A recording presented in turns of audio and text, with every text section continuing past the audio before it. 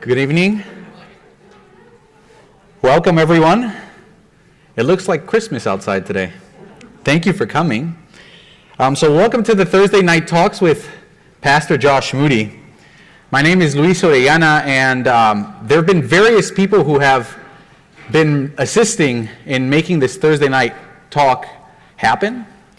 And I just want to thank them, first of all. Their name is Carolyn Liffin, Stan Leff. We have Will Triggs, Tim Hollinger, and there's a bunch of others. So I just wanted to start off by first thanking them. And then I also wanted to thank you for making it today, especially today, because you technically could have stayed home, warm, in a cozy couch, listening to this talk, but you chose to come. So I'm thankful. And for everyone who's watching live on YouTube, Facebook, and on the College Church page, I want to thank you also for watching. These Thursday night talks will be taking place for 3 consecutive weeks. And being this, of course, the first, if you have signed up here in person to come and see the series, you have to sign up again for the next one. So don't think that you're just automatically in. Tomorrow there's going to be a link posted on the College Church page, and then you're also going to find it on the live stream through the Facebook links. You can also find the sign-up sheets there as well. So for every Thursday coming up for the next 3 or 2 weeks, just make sure you sign up, and that'll be available for you tomorrow. So just please make sure that you sign up if you want to come. And anyone who's watching on the live stream that would like to come and join us in person, we invite you to come and be here with us at College Church.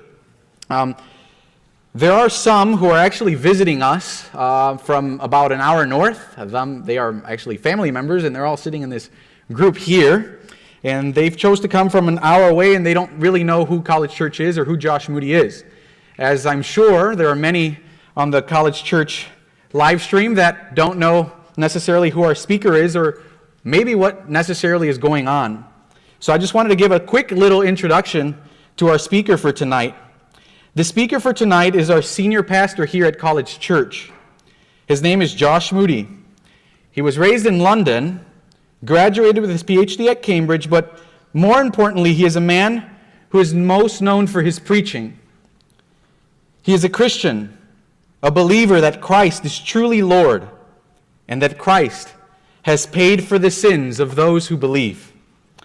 He is the president and co-founder of the God-Centered Life Ministry, where his sermons are broadcasted all around the world, and his daily devotionals are available to you on God-Centered Life and are written and uploaded on godcenteredlife.org. If you would like to hear his sermons or know more about Pastor Josh Moody or College Church, you can visit us at the College Church website, which will be available at collegechurch.org or the God-Centered Life or at godcenteredlife.org. We have also placed some information there on your seats where you can also just kind of get to know God-Centered Life and just understand the ministry that Josh Moody is engaging in. Now, there have been 3 common objections made on the Christian faith. They are common and popular and continue to be on the rise. Even though common, they are serious objections made toward the Christian faith. The first objection, science has disproved God. The second, the Bible is historically inaccurate. And the third, Christian ethics are out of date.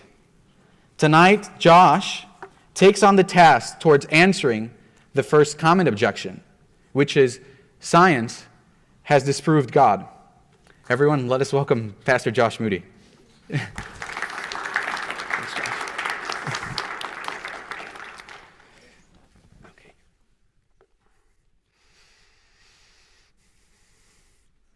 Well, thank you very much, Luis, for your very warm introduction.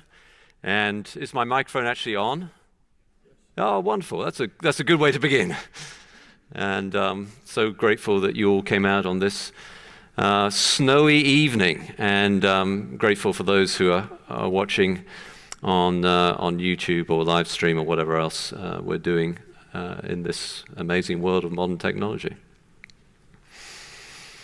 The subject this evening, the first of 3 common objections to Christianity. And the one we're looking at tonight is the often heard statement, science has disproved God. Now, when we think of a topic like this, I should begin by saying that when it comes to this theme, I am something of a layman. Normally when I'm preaching on Sunday morning, I, as it were, have the clerical collar on and all the rest, but I am not a practicing scientist. And I was not trained as a scientist. And so I approach this topic from the side of a layman. Not an expert in science, but an interested observer over many years. I think I have something to contribute. I studied particularly the philosophy of science, not philosophy in the sense of something rather obscure, but how science really works. And it's certainly sometimes the case, isn't it, that the person who observes from outside can see things that sometimes when you're really up close you miss. And perhaps that will be the case this evening. When we think of this science has disproved God statement, this common objection, what is it like? It seems to me, as I've been thinking about how to address this over the last few weeks or month or so, that the topic is a bit like a mud wrestling match. There's a lot of mud that gets thrown around. And one side picks up a bit of mud and throws it at another side. And so my aim this evening is not to get involved with a mud wrestling match. My aim this evening is to shine some light and hopefully just dry up some of the mud. And perhaps we can find some solid ground. So how are we going to approach this evening? Well, to begin with, it seems to me that we need to make sure we're all thinking along the same lines about the subject at hand, and we need to make sure we have our definitions agreed. What do we mean by science? What do we mean by God? And perhaps in some ways, most tricky of all, what do we mean by proof? So let's just begin to think about some definitions. Science. The word science, etymologically, in terms of its original meaning linguistically, comes from the Latin knowledge. And because of that, the idea of science has developed through various means and storylines and narratives and experiences and practices over time to claim almost all knowledge. And so in some popular circles today, and even in some elite intellectual circles today, if something is not scientific, it's not really known. Science is knowledge, because the word itself has that root, knowledge. But that wasn't always the case, and it isn't the original intention for science to be like that. I studied at Cambridge, as Louis mentioned just briefly in the introduction. And at Cambridge, those who study science are called natskis. And that's short for natural scientists. And the reason why it's put like that is because it's a reminder that science is a study of nature. And by nature, that isn't a study of everything. It's a study of biology, chemistry, physics. It's natural science. And when science was first being developed in its modern form, those who were developing it were called natural philosophers, actually.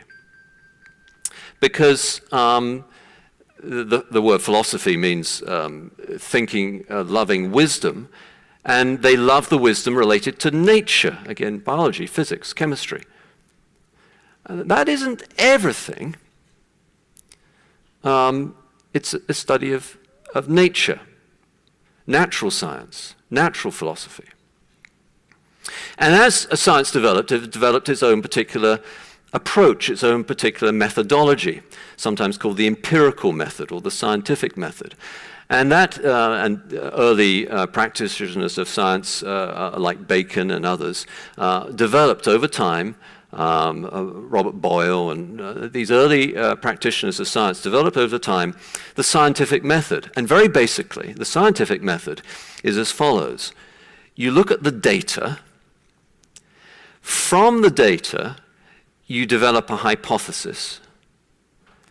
And then when you've got a hypothesis, you start to formulate experiments to test the hypothesis, to see whether the hypothesis is warranted, to see whether it's accurate, to see whether it's true.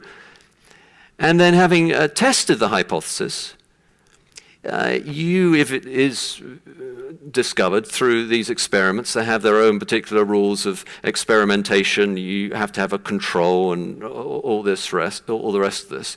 You test the hypothesis, and then you develop a theory. And that theory then becomes a working theory, and it's put out there to other scientists through peer-reviewed journals, and they also do experiments to test to see whether your theory really is valid. And then if it is valid, then it becomes a theory that is generally accepted and is used in science. That's science. Data, a hypothesis based upon that data. Then a series of experiments to prove whether that hypothesis is accurate or not, to try and validate it or not. And then you develop a theory, and then the theory is tested through other peer-reviewed journals and all the rest. And then you have that's science. And there are a great variety of different kinds of science connected to that. Einstein, perhaps the most modern scientist, Einstein, his science was almost entirely thought experiments. So the science that he did was purely he projected a thought experiment, and then that was tested along those lines. And then these theoreticians around science have developed ways of thinking about it. So you have Karl Popper. Karl Popper, one of the greatest thinkers about science in the 20th century, Karl Popper basically said that science, when it develops something that is a genuine theory, that theory must be potentially falsifiable. If it's not potentially even falsifiable, then it doesn't rise to knowledge. It doesn't rise to something that could be either true or not true. For instance, you could say that I have a theory that there are little pixies or fairies at the bottom of my yard. It's not potentially falsifiable. It's not. You can't prove it or disprove it, but it's not a theory. It's not even a knowledge, Karl Popper. It must be potentially falsifiable. Or Thomas Kuhn, another great observer of science and thinker of how science works, said that science works by paradigm shifts. And so what happens is you have the data, you have the hypothesis, you have the framing of that hypothesis that then produces a theory if the experiments have validated it. Then you have a paradigm. And if that theory stays out there and then begins to be tested by other data points, at some point or other it shifts over to a new paradigm. So you had Newtonian, sometimes now called classical physics, that there's a paradigm shift to Einsteinian physics. Newtonian, of course, isn't entirely rejected, but it's built upon by Einsteinian views of physics. And then you have quantum mechanics now that is sort of building on these. And these are paradigm shifts, according to Thomas Kuhn. So this is science. And when we put it like this, we can begin to see that therefore science is not everything. Science doesn't tell us everything that we need to know about everything. Science cannot tell us whether Julius Caesar invaded Britain or not. It's not a scientific question, but that is a knowledge question. So the word science it comes from the Latin, from knowledge, but the Greek for knowledge, episteme, what you know, then we need to have a broader epistemology, a broader understanding of what we can know. And we'll get to that in a moment. So that's science. What about God? How do we define God? We're talking about how is it true? 3 common objections. The first one tonight, science has disproved God. We'll just begin by defining our terms, what science is. We've outlined the common empirical scientific method that has produced such amazing results, and we just defined it clearly. But now we come to God. And those of you who know me will know that I have a particular theology of God. And of course, I'm not going to go through all of that this evening. But when I hear people claim that science has disproved God, when I listen really carefully to the kind of God they have in their mind, I think to myself, well, I don't believe in that God either. And the kind of God that often people have in their mind is what you might call an anthropomorphic God. A God that is physical. A God that is like Thor, the pagan god Thor, sitting on a cloud somewhere, firing off lightning bolts. Well, I absolutely agree that the modern scientific method has made it highly unlikely that Thor exists. And if that's our idea of God, then I would agree science has disproved God. But that's not the Christian idea of God. He's not like Thor, like some sort of pagan idea of a sort of physical entity sitting on a cloud somewhere. But then at the other end of that, when we define what God is like, some people then say, well, a scientist like Einstein, he believed in God. Well, it depends what you mean by God. So Einstein accepted that there was a God in a deist kind of sense, in a God as an idea, God as logic, God as reason, God as a controlling, rational framework for the universe. He accepted that sort of thing, a deist view of God. But that's not the Christian view of God either. Now, the Christian, and as I say, I won't go into all that this evening, but we'll just do a little bit more of it a little later in the talk. But the Christian view of God is more than either that. The Christian view of God is best explained in this context at the beginning of John's Gospel, when John says, "In the beginning was the Word," or the Logos.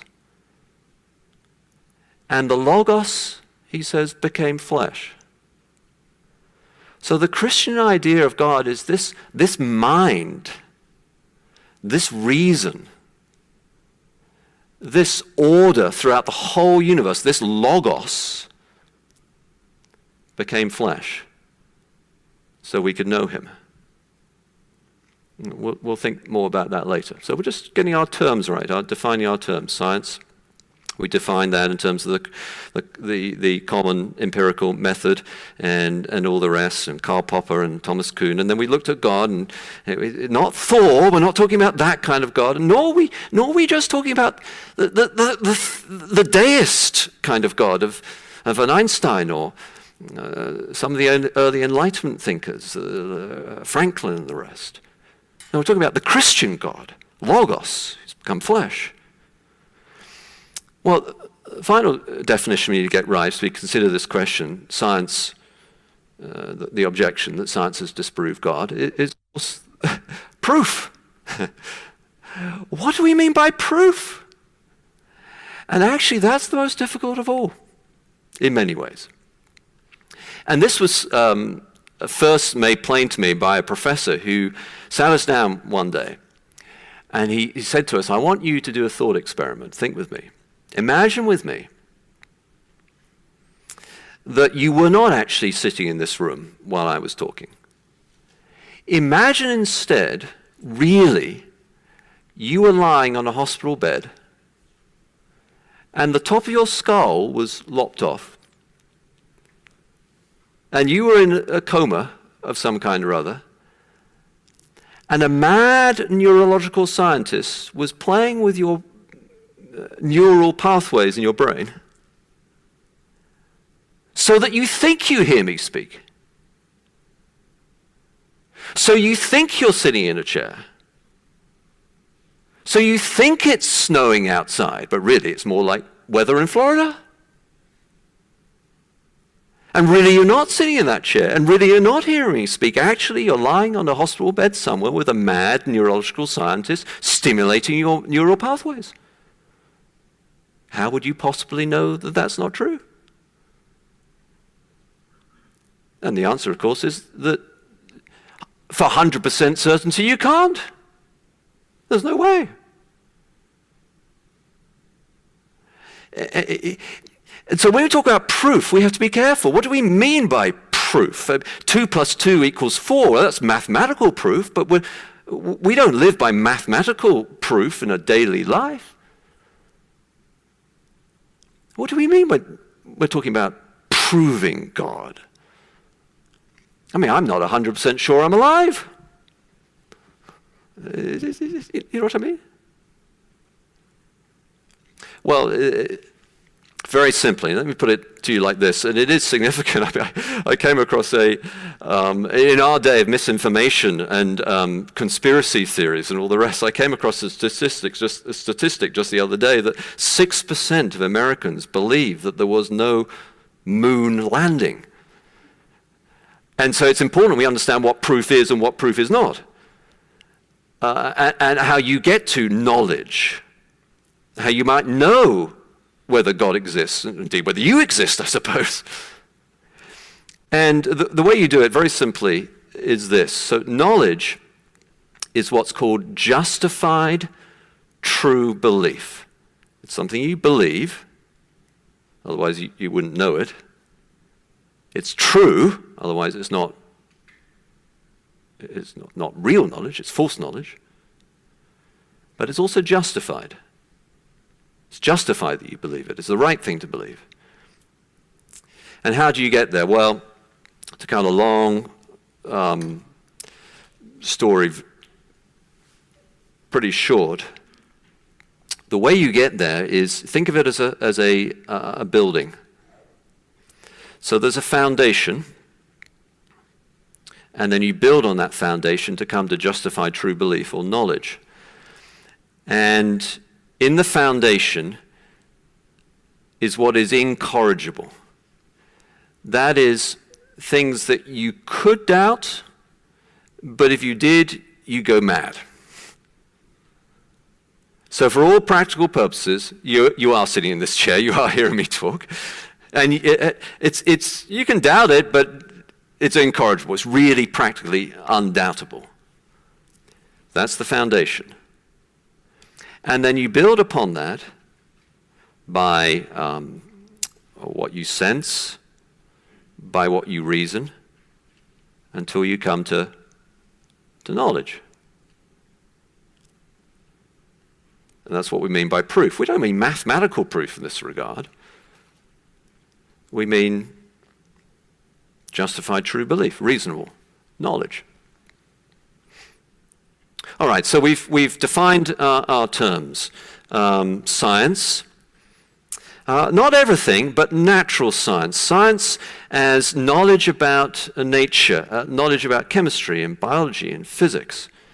And it has a certain empirical method that you discover your data, you create a hypothesis.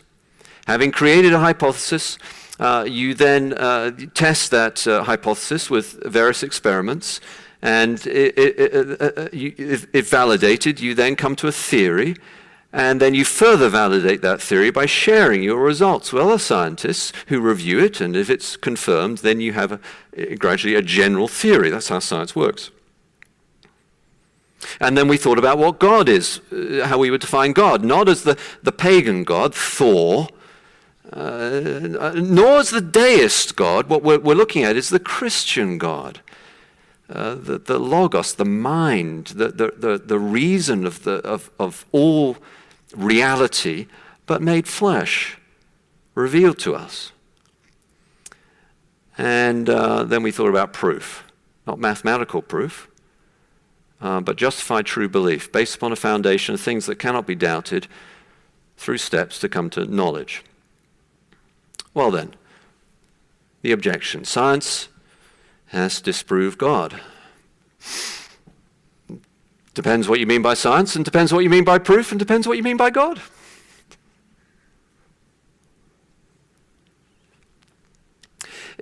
Let me try and bring it together like this. It is not that helpful, I think, and often if you've gone to talks like this, or you've heard people try to come on one side or other of this particular debate, it's not that helpful, I think, to list all the scientists who believe in God of great fame. And of course there are many of those. And we could list them. Sir Colin Humphreys, a great contemporary scientist, a Christian believer. The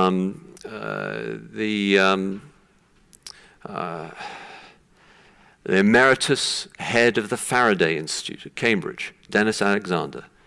I know him personally, great scientist, Christian believer. The head of the former head of the Genome Project, Francis Collins, Christian believer, famous, great scientist. But it's not that helpful just to, because certainly that shows it's possible to be a scientist and a Christian, but doesn't quite answer the question, because on the other side, people would just say, well, they're just kidding themselves. They're not being rational. Of course, on the Christian side, you could say you're kidding yourself because you're not being rational because you don't. It doesn't quite answer the question. It's like it's a tie. You know, are there scientists who believe in God? Yes. Are there scientists who do not believe in God? Yes. It's a tie. And even the surveys of this sort of thing come out as a kind of tie as well, a draw, if you like.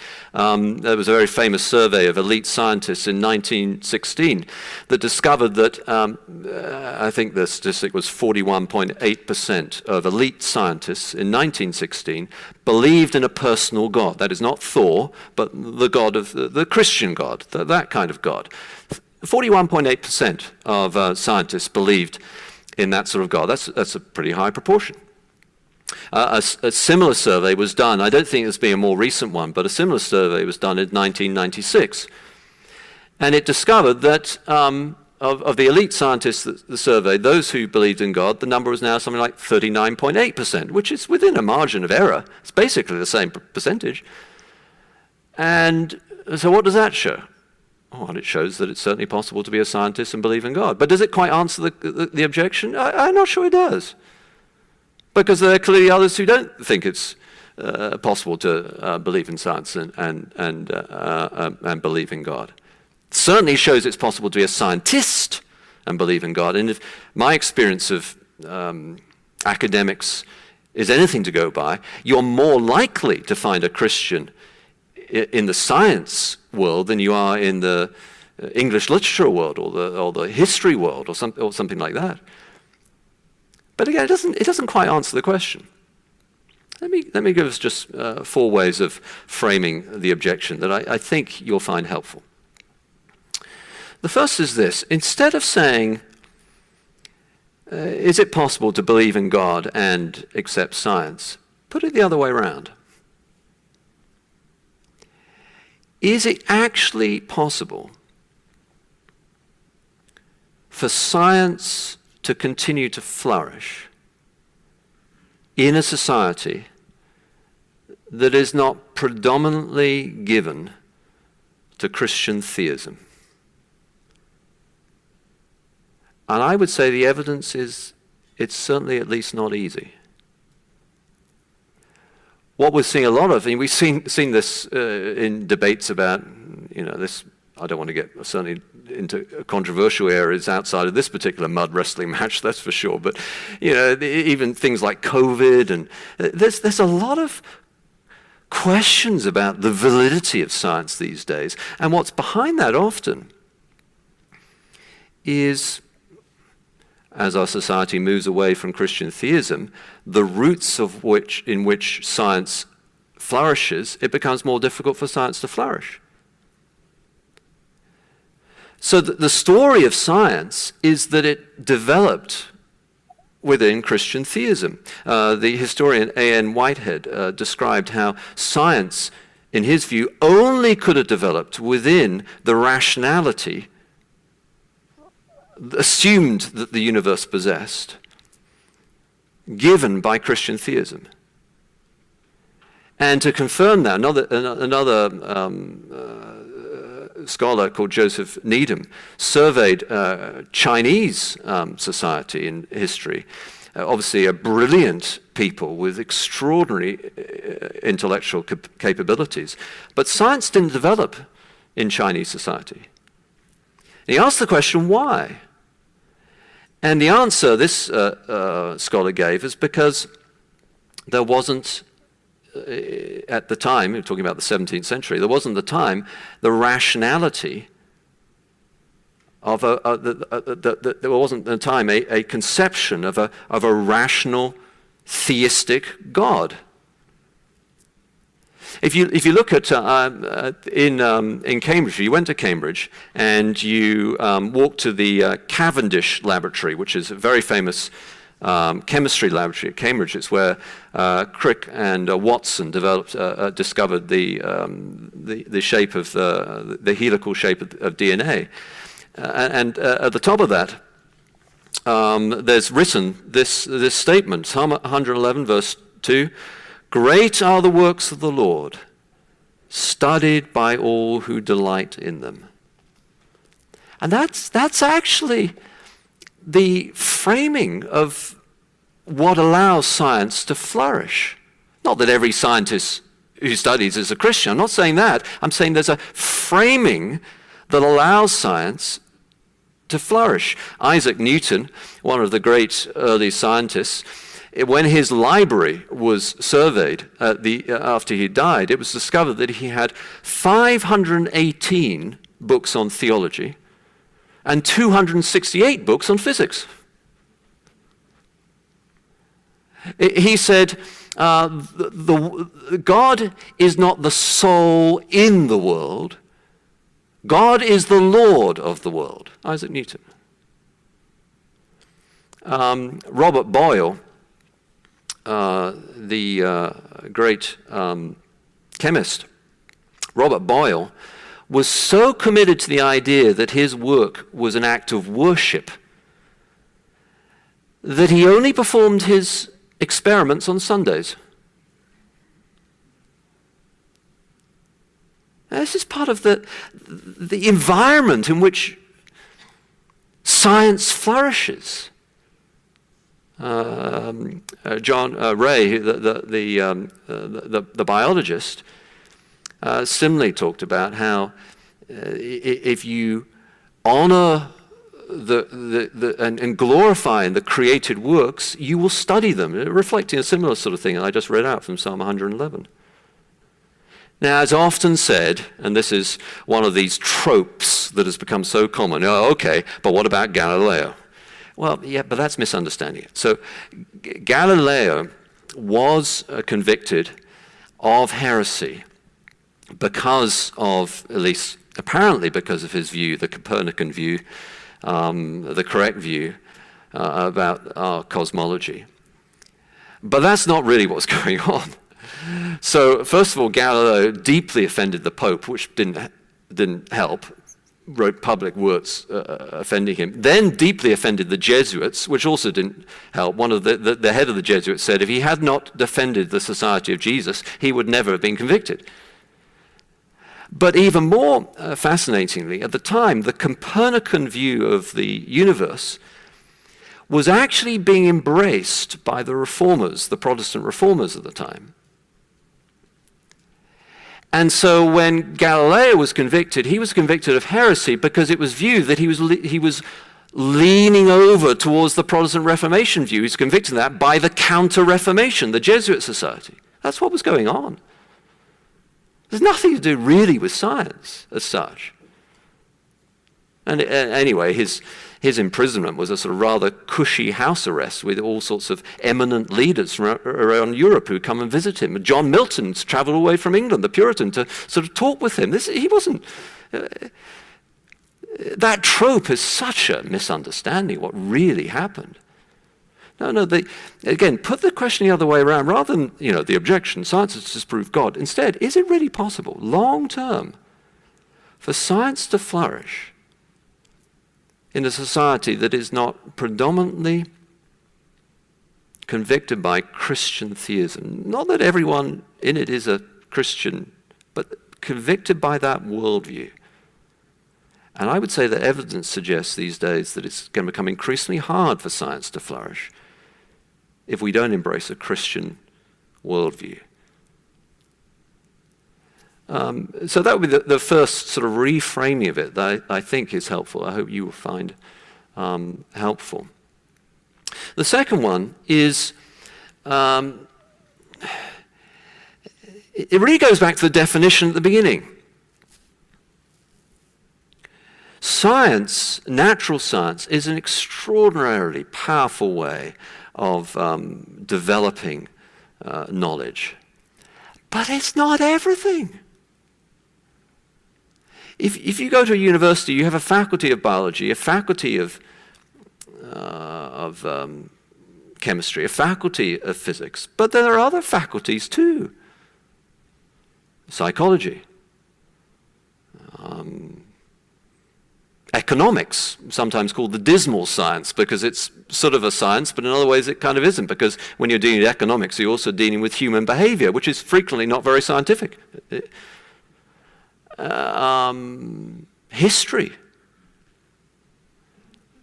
It's knowledge. If we didn't have any historical knowledge, we wouldn't have much knowledge at all, because we have to know what happened in the past in order to build up any kind of knowledge. But it's not scientific knowledge. It's not a natural science, but it's knowledge. And similarly, when it comes to faith in God, the Christian view is that the Logos, the brilliance of the architect that is shown in the extraordinary panoply of praise of the architecture of the universe, that Logos, at one particular point in time, became flesh. But you're not going to discover whether that's true or not by natural science.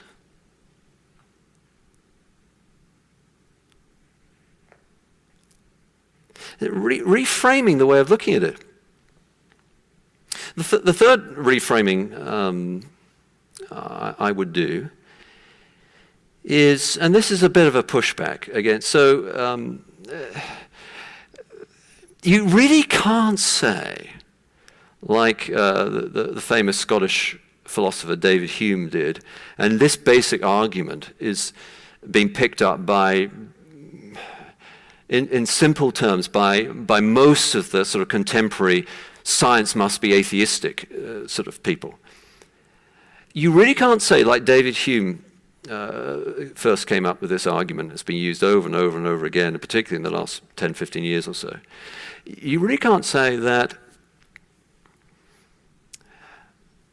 however much evidence there might be for God, or as he put it, for a miracle, but the reason why I taught a miracle, because that might be evidence for God.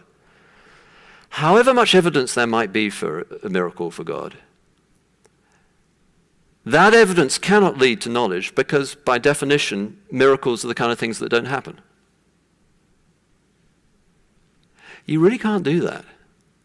And the reason why you really can't do that is you're begging the question. That certainly is not science. What that's exposing is a philosophical commitment, a philosophical predisposition that the universe is a certain kind of place, where a certain kind of God cannot exist, and therefore a certain kind of miracle cannot happen.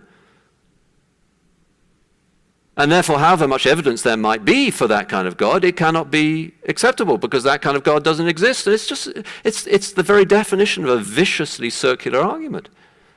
You really can't do that. And I hope the way we've articulated what natural science is and what it isn't will help you see the invalidity of making that kind of argument that David Hume has made and many others have made in recent years without naming some of the sort of popular expositions of science has disproved God that have been around. So then the fourth and final reframing before I conclude. And I suppose I have to talk about this. Evolution. It's a barrier for many people. Evolution, creationism. Do I have to reject evolution to be a Christian? That sort of thing. What you need to understand is that debate is within Christianity. You may not think it should be, but it is. It's within Christianity. It's not a debate between Christians and non-Christians. It's a debate. It's a debate within Christianity. There are Francis Collins, a godly Christian man, he would accept Darwinian evolution.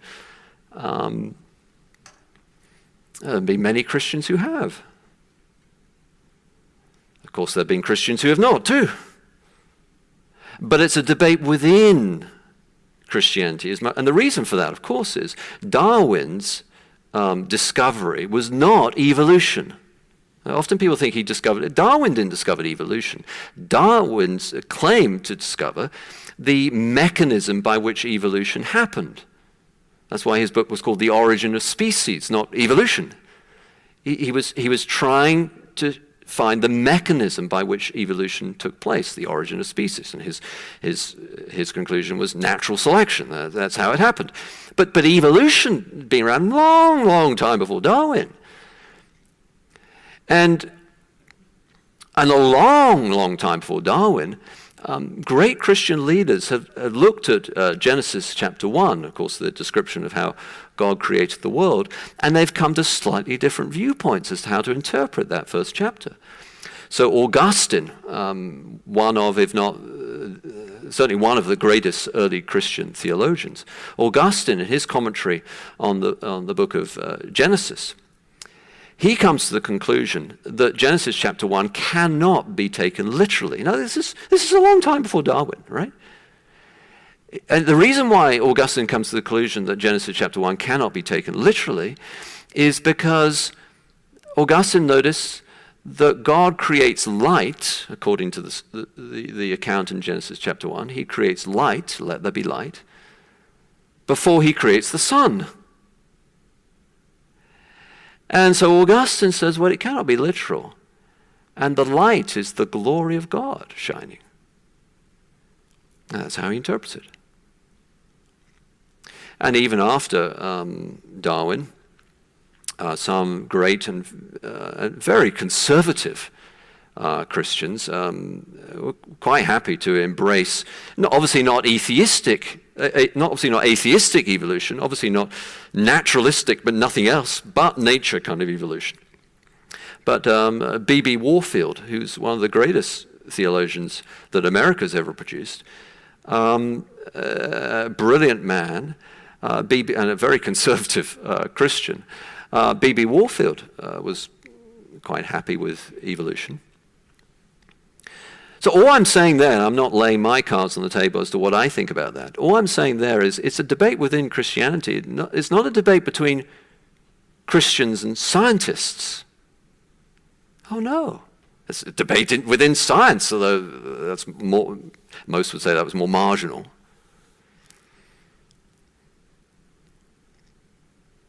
So reframe it along those ways. Well then, to wrap up and conclude, what conclusion can we come to this statement? Science has disproved God. A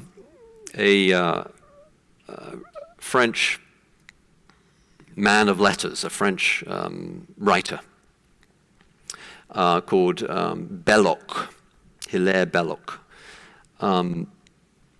He was given to writing at times little poems to summarize quite deep things. And one of his little poems was about science. And rather tongue-in-cheek, I'm sure with a twinkle in his eye, if you could have seen him when he was writing it, he talks about how scientists are telling us to be certain of things. And that he says, let no one ever doubt what no one is ever sure about. And the truth of the matter is, there's a lot we don't know. Isaac Newton, towards the end of his life, said that he felt like he was a child on a beach, picking up a pebble of knowledge here and there, confronted by the ocean of truth. That's Isaac Newton. This is not, the argument I'm making is not a God of the gaps argument. I'm not saying that where we don't yet know things, that's where you find God. That's the God of the gaps argument. I'm not saying that. There are lots of things we don't yet know.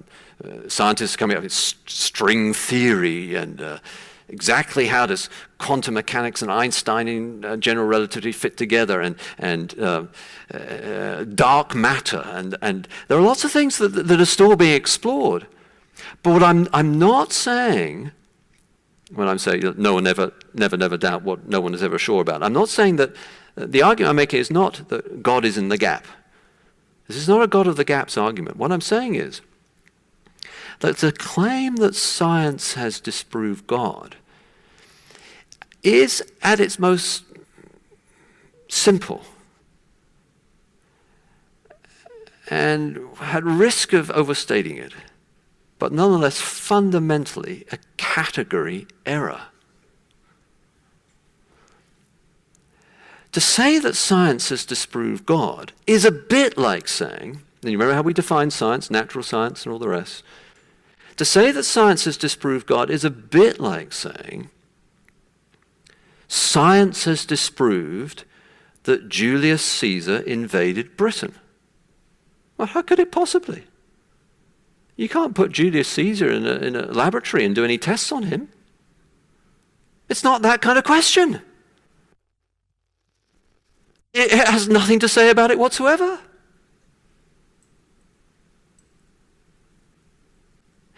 Science can tell us how to make an aeroplane. It cannot tell us whether we should fly one into a building or not. It's not that kind of question. That's an ethical question. And science cannot determine whether Julius Caesar really invaded Britain or not. The only evidence we have for that is his own writings. Obviously, there's massive amounts of evidence that the Romans were in Britain, but Julius Caesar invaded Britain? Almost certainly yes, but science has nothing to say about it. It's a historical question. And when we come to the Christian God, the Christian claim is that the brilliance of the architect that is expressed in all the panoply of praise of the architecture of the universe, that logos, at one point in time, became flesh and walked among us and spoke and ate and had friends and was crucified and rose again. And you're not going to discover whether that's true or not by doing a scientific experiment. It's not that kind of question. you're going to find out whether that's true or not by looking at the source text.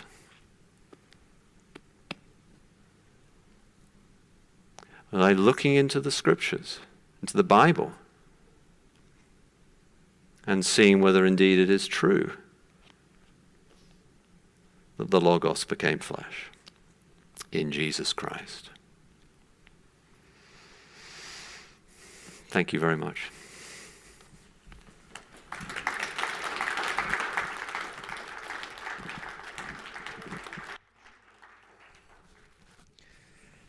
Well, my mind for sure was reframed a bit. Thank you so much for coming, everyone. Again, if you would like to attend next Thursday at 7 p.m., please sign up online tomorrow. The link will be available.